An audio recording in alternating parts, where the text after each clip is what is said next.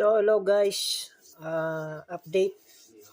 Ngayon, kahit nasa YT tayo ngayon, short video lang. So, walang communication kahit Messenger tsaka FB. No?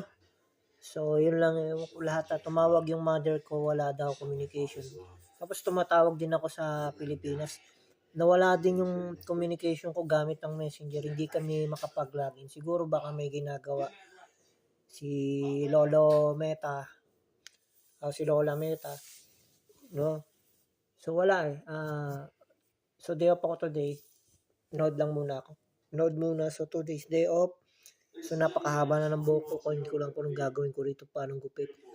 Kasi, ang gupit dito is $20. Kung sa peso yan, nasa 1,000 rin, no?